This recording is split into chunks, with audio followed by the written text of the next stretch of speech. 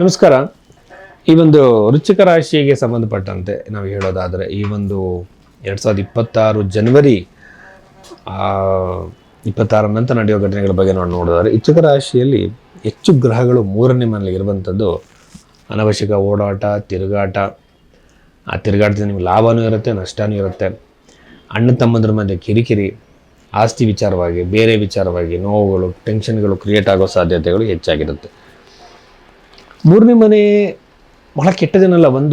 ಇದು ಸ್ಪೋರ್ಟ್ಸಲ್ಲಿ ಇರುವಂಥವ್ರಿಗೆ, ಅಥ್ಲೇಟ್ಸ್ಗಳಿಗೆ, ಕ್ರಿಕೆಟರ್ಸ್ಗಳಿಗೆ ಬಹಳ ಒಳ್ಳೆಯದು ಅಂತ ಹೇಳ್ಬೋದು. ಚತುರ್ಥ ಭಾವದಲ್ಲಿರುವಂಥ ರಾಹುವನ್ನು ನಾವು ನೋಡೋದಾದರೆ, ರಾಹು ಗ್ರಹ ನಿಮಗೆ ಕುಟುಂಬದಲ್ಲಿ ಒಡಕು, ಕಿರಿಕಿರಿಗಳು, ಬಿರುಕುಗಳನ್ನು ಕ್ರಿಯೇಟ್ ಮಾಡುತ್ತೆ.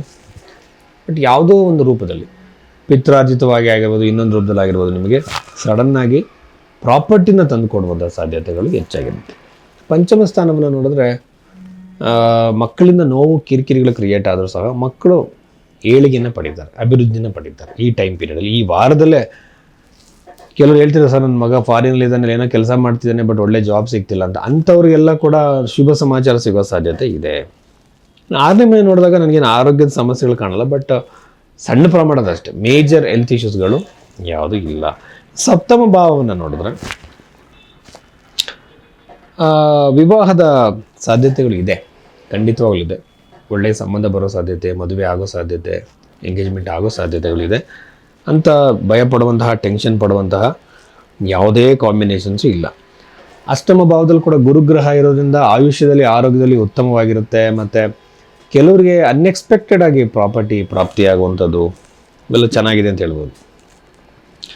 ದಶಮ ಭಾವ ಮಾತ್ರ ಇಲ್ಲಿ ಸ್ವಲ್ಪ ನೆಗೆಟಿವ್ ಆಗಿರೋದ್ರಿಂದ ಉದ್ಯೋಗ ಪ್ರಾಪ್ತಿಯಲ್ಲಿ, ಹೊಸ ಜಾಬ್ ಹುಡುಕ್ತಿರೋರಿಗೆ, ಇಂಟರ್ವ್ಯೂ ಕೊಟ್ಟಿರ್ತೀರ, ಈ ಎಲ್ಲ ಸಂದರ್ಭಗಳಲ್ಲೂ ಕೂಡ ನಿಮಗೆ ಅಂಥ ಪ್ರೋಗ್ರೆಸ್ ಆಗಿರ್ಬೋದು, ಅಂಥ ಒಂದು ಇದಾಗಿರ್ಬೋದು ಸಿಗೋದು ತುಂಬ ಕಡಿಮೆ.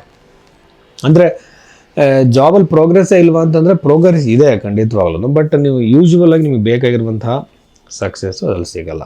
ಅನವಶ್ಯಕವಾಗಿ ನಿಮಗೆ ಡಿಲೇ ಆಗ್ತಾ ಹೋಗೋದು. ಸರ್ ನಾನು ಜಾಬಿಗೆ ಟ್ರೈ ಮಾಡ್ತಿದ್ದೀನಿ, ಸಿಗ್ತಾನೆ ಇಲ್ಲ ಅಂತಾರೆ, ಇರೋ ಜಾಬ್ನ ಕಳ್ಕೊಳ್ಳೋ, ಈ ಥರ ಟೆನ್ಷನ್ಗಳು ಜಾಸ್ತಿ ಆಗಿರುತ್ತೆ ಕೇತುವಿನ ಪ್ರಭಾವದಿಂದ. ಕೇತುವಿಗೆ ಸಂಬಂಧಪಟ್ಟಂತೆ ನೀವು ಗಣಪತಿ ಆರಾಧನೆ, ಆಮೇಲೆ ಕೇತುವಿನ ಬೀಜ ಮಂತ್ರ ನಿಮಗೆ ಅವೈಲಬಲ್ ಇದೆ, ಅದನ್ನೇ ಹೇಳೋದಾಗಿರ್ಬೋದು. ಇವೆಲ್ಲ ಕೂಡ ನಿಮಗೆ ಉತ್ತಮವಾಗಿರುವಂತಹ ಸಮಯಗಳನ್ನು ಕೊಡುತ್ತೆ, ಉತ್ತಮವಾಗಿರುವಂಥ ಅಭಿವೃದ್ಧಿಯನ್ನು ನಿಮಗೆ ನೀಡುವಂಥದ್ದು. ಬಟ್ ಓವರಾಲ್ ಆಗಿ ಹೇಳ್ತಾ ಇದ್ದರೆ ಚೆನ್ನಾಗಿದೆ ಅಂತ ಹೇಳ್ಬೋದು.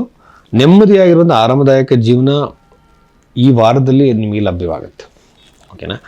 ಬಟ್ ಕೇರ್ಫುಲ್ ಆಗಿರಬೇಕಾಗಿರೋದು ವೃಶ್ಚಿಕ ರಾಶಿಯವರು ಯಾವಾಗಲೂ ಕೂಡ ಚಂದ್ರಗ್ರಹಲ್ಲಿ ನೀಚನಾಗೋದ್ರಿಂದ. ಸೊ ಇಲ್ಲಿ ಜಾತಕ ಅಂತ ಬಂದಾಗ ಒಬ್ಬ ಜ್ಯೋತಿಷ ಆದವನು ಯಾರೂ ಹಣೆ ಬರೋನೇ ಚೇಂಜ್ ಮಾಡೋಕ್ಕಾಗಲ್ಲ. ಆಮೇಲೆ ತುಂಬ ಜನ ಕೇಳ್ತಾರೆ, ಸರ್ ಕೈ ನೋಡಿ ಭವಿಷ್ಯ ಹೇಳ್ತಾರೆ, ಕೈಯಲ್ಲಿ ಇದ್ದವರಿಗೆ ಭವಿಷ್ಯ ಇಲ್ವಾ ಅಂದರೆ ಇದು ತಪ್ಪು ಕಲ್ಪನೆ. ಇನ್ನು ಭವಿಷ್ಯ ಅನ್ನುವಂಥದ್ದು ಕರ್ಮ ಸಿದ್ಧಾಂತ ಆಧಾರದ ಮೇಲೆ ಆತ್ಮದ ರೂಪದಲ್ಲಿ ಆ ದೇಹದಲ್ಲಿ ಪ್ರವೇಶ ಮಾಡಿ ಅವನು ಆ ವ್ಯಕ್ತಿ ಜೀವನ ಅನುಭವಿಸ್ತಾ ಹೋಗಬೇಕು, ಸುಖ ದುಃಖಗಳನ್ನು. ಇದು ಕಾನ್ಸೆಪ್ಟು. ಈ ಥರ ಕರ್ಮ ಸಿದ್ಧಾಂತ ಅನುಭವಿಸೋಕ್ಕೆ ಬಜ್ಜಿ ಹುಟ್ಟುವಾಗ ಅವನ ಭವಿಷ್ಯ ಕರ್ಮದ ಪ್ರಕಾರ ನಿರೂಪಣೆ ಆಗಬೇಕಾದ್ರೆ ಜಾತಕದ ರೂಪದಲ್ಲಿ, ಹಸ್ತ ಸಾಮುದ್ರಿಕ ರೂಪದಲ್ಲಿ, ಪ್ರಶ್ನೆಗಳ ರೂಪದಲ್ಲಿ, ಎಲ್ಲ ರೂಪದಲ್ಲಿ ಅದನ್ನು ನೋಡ್ಬೋದು. ಅದು ನೋಡೋಕ್ಕೊಂದು ವಿಧಾನ. ಈಗ ನಿಮ್ಮ ಹತ್ರ ಒಂದು ಆಧಾರ್ ಕಾರ್ಡ್ ಇಲ್ಲ ಅಂತ ತಕ್ಷಣ ವ್ಯಕ್ತಿನೇ ಅಲ್ಲ ಅಂತ ಹೇಳೋಂಗಲ್ಲ. ಅದನ್ನು ನೋಡೋಕ್ಕೆ ಒಂದು ದಾರಿ ಹಸ್ತ ಸಾಮುದ್ರಿಕ. ಅದಿಲ್ಲ ಅಂದರೆ ಜಾತಕ ಇದೆ, ಅದಿಲ್ಲ ಅಂತಂದರೆ ಪ್ರಶ್ನೆಶಾಸ್ತ್ರ ಇದೆ. ಈ ಥರದಲ್ಲೆಲ್ಲ ನೋಡ್ಬೋದು. ಕೆಲವರು ಜ್ಯೋತಿಷರುಗಳು ಒಂದೇ ನಿಮಿಷದಲ್ಲಿ ಇಡೀ ಫ್ಯಾಮಿಲಿ ಜಾತಕಲ್ಲೇ ಹೇಳ್ಬಿಡ್ತಾರೆ. ಹಾಗಲ್ಲ, ಟೈಮ್ ಬೇಕು, ಕ್ಯಾಲ್ಕುಲೇಷನ್ಸ್ ಮಾಡಬೇಕು, ಅದಕ್ಕೆ ಆಗಿರೋದು ವರ್ಕ್ ಮಾಡಬೇಕು. ಸೊ ಈ ರೀತಿ ಡಿಸಿಪ್ಲಿನ್ ಆಗಿರುವಂಥ ಜ್ಯೋತಿಷರನ್ನ ನೀವು ಕಾಣಬೇಕು. ಸುಮ್ಮನೆ ಏನೋ ಬೇಕಾಬಿಟ್ಟು ಹೇಳೋವಂಥವ್ರು, ಮ್ಯಾಜಿಕಲ್ ರೆಮಿಡಿ ಕೊಡೋವಂಥವ್ರು ಬೇಡ. ಕರ್ಮವನ್ನು, ಸತ್ಯವನ್ನು ಅರ್ಥ ಮಾಡ್ಕೊಳ್ಳೋ ಥರ ನಿಮ್ಗೆ ಹೇಳೋಂಥ ಜ್ಯೋತಿಷರು ಬೇಕು. ಎಲ್ಲ ಹಣೆ ಬರೋವನ್ನು ಚೇಂಜ್ ಮಾಡ್ತೀನಿ ಅನ್ನೋ ಜ್ಯೋತಿಷರು ಬೇಡ. ಸೊ ಆ ರೀತಿ ನಿಮ್ಮ ಜಾತಕವನ್ನು ಅನಾಲಿಸಿಸ್ ಮಾಡಿ ಸತ್ಯವನ್ನೇ ನೀವು ತಿಳ್ಕೊಬೇಕು ಅಂದರೆ ಭೈರವಿ ಆಸ್ಟ್ರೋದವ್ರನ್ನ ಸಂಪರ್ಕ ಮಾಡಿ. ನಮಸ್ಕಾರ.